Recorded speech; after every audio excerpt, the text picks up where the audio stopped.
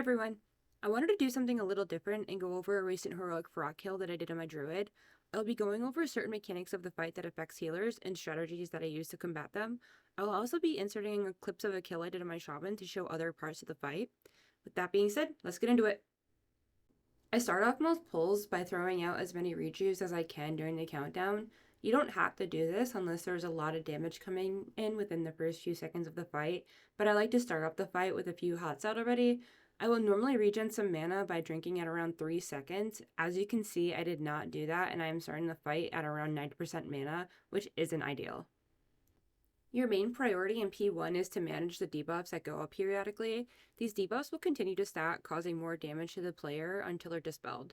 To help manage this, I have 2 additional weak auras, one being a very big Nature's Cure cooldown tracker, so I can make sure it is constantly on cooldown, maximizing the amount of dispels I can do. The other one tracks the amount of stacks players have, putting the most stacks at the top so we can prioritize these players. My Mythic raid frames will show the debuff stack on the raid frame, so I will be getting rid of this weak aura to minimize UI clutter. As a group, we combated this mechanic by adding an additional healer to help with the dispels. The healing check on this fight is pretty low, so the additional healer is solely for helping with dispels and healing the ads in P2. During this first transition, I procced a Tree of Life off of a Swift Bend. Because of this proc, I didn't use any cooldowns during that transition, but it is a good time to use Tranquility since you won't have to move much.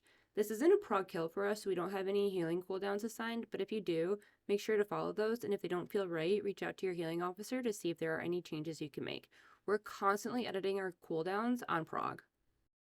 Knowing there's incoming damage soon, I am making sure I have as many rejuves out as I can, constantly checking the tracker at the top of my weak aura. I'm also going to make sure I swap to cat form during the knockup to reduce fall damage I take. It's hard to see because of Fyrakk's wing, but it's a good habit to have.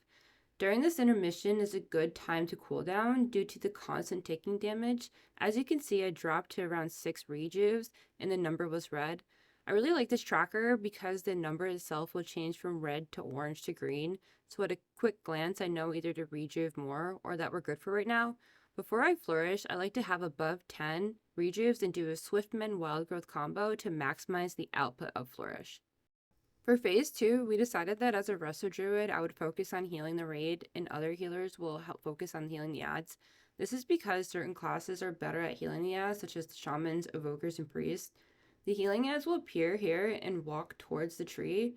You want them to be at full health so they can heal the tree. As you can see at the top of my UI, there is a Heart of a Madrasel health bar, and we don't want that to reach 0 or we would wipe.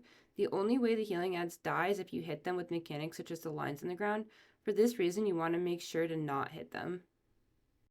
As you can see during this phase, I am keeping up my rotation of rejuves and Swiftmend into Wild Growth combos. The debuff from P1 is back, so I'm also dispelling.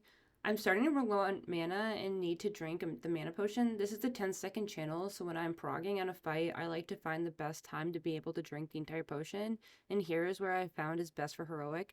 I'm sure it'll change on Mythic.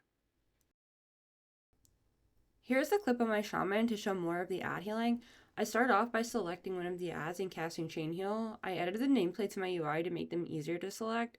I'll also throw a healing ring down for them to walk through for additional healing. As the ads and myself get farther away from the rest of the raid, it makes it easier to heal them because Chain Heal won't jump to the raid. As long as they are full health before going into that portal, it's fine. This may not be ideal for all groups, but it worked for this specific comp.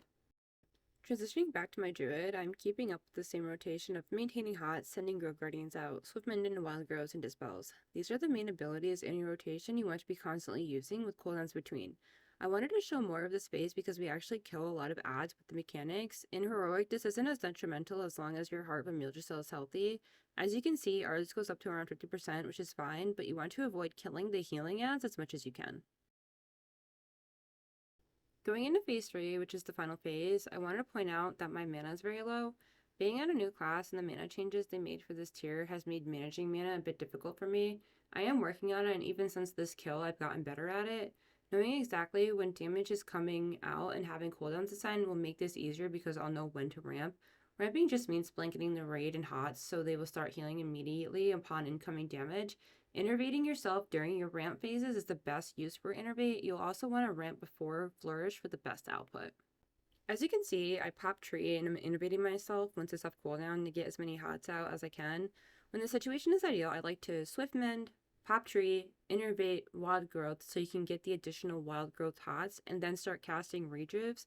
This phase doesn't last that long for us, and using mana as it's regenning along with having an extra healer is.